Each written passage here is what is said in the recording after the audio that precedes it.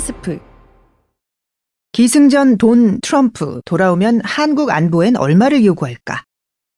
스브스 프리미엄에 실린 SBS 김혜영 기자의 딥백 취재 파일입니다.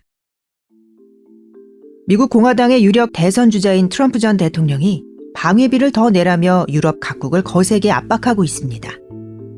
트럼프 전 대통령이 동맹국들한테 원하는 건 세계 경찰 비용을 분담시키는 건데 그 대상에 한국도 예외는 아닐 거란 우려가 나옵니다.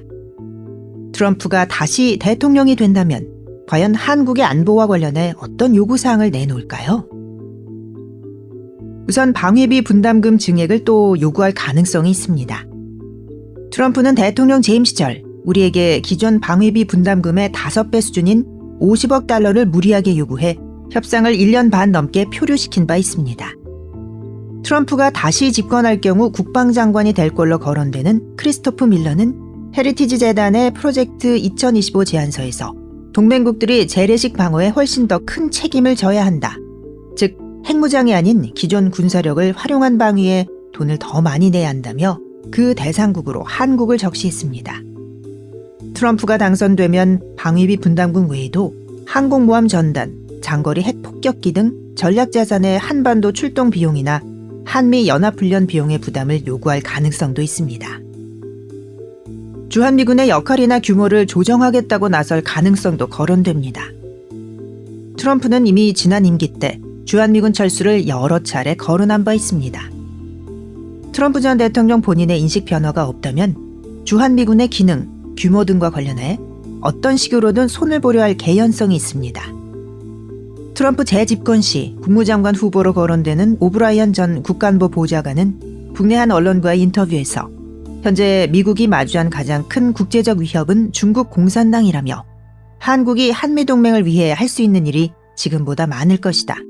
미군 병력과 항공기 함정에 지나치게 의존할 필요가 없을 수 있고 이러한 전력은 중국을 더 억제하는 방식으로 분산될 수 있다. 이렇게 말했습니다.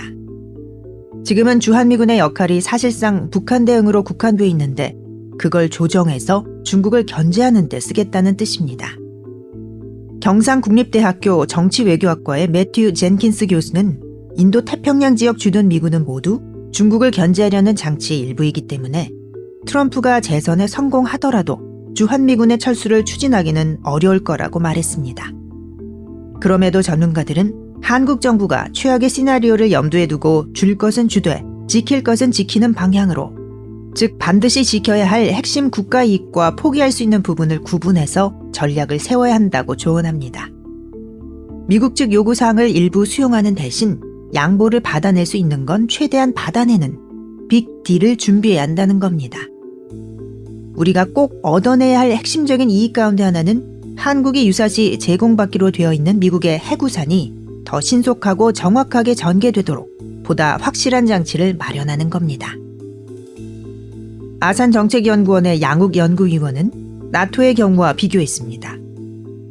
나토에는 미국의 전술 핵무기가 100여 개 배치돼 있어서 그 숫자는 무조건 나토를 지키는 데에만 쓸 수 있는데 한국에는 한국 방어 전용의 핵무기가 없다는 겁니다. 핵무기는 미 본토에 있고 이걸 유사시에 한국 방어에 쓴다고 하지만 정확히 얼마 이상은 최소한 쓸 수 있다는 계산이 아예 없다는 건데 이런 걸 보다 구체적으로 확실하게 얻어내는 게 필요하다고 양욱 위원은 말합니다.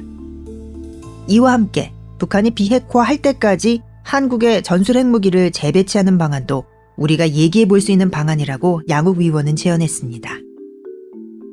더 나아가서 고농축 우라늄 생산과 사용 후 핵연료 재처리를 금지하는 한미 원자력 협정을 개정해야 한다는 목소리도 전문가들 사이에서 나옵니다.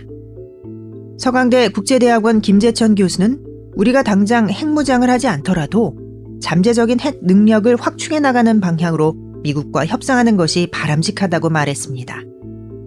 트럼프는 기본적으로 너희 안보는 너희가 책임져라 라는 입장이니 한미 원자력 협정 개정도 트럼프 행정부 2기에서는 가능하지 않겠느냐라는 얘기입니다. 이화여대 북한학과 박원곤 교수도 같은 입장을 밝혔습니다. 트럼프를 상대할 때 차라리 전략자산도 우리가 비용을 낼 테니까 필요할 때 우리에게 보내라 이렇게 하는 것도 방법인데 대신 반대급부를 확실히 받아내야 한다면서 원자력 협정 개정을 거론했습니다. 우리나라 방사성 폐기물 보관소가 이미 다 포화 상태인데 플루토늄 재처리를 하면 전체 분량을 20분의 1로 줄일 수 있다는 겁니다. 미국이 나토 공동방위조약에서 탈퇴하려면 대통령이 상원의원 3분의 2의 승인을 받아야 한다는 법이 만들어져 있는 것처럼 한국에 대한 미국의 방위 공약을 더 공고히 할 수 있게 의회 외교를 강화해야 한다는 제언도 나옵니다.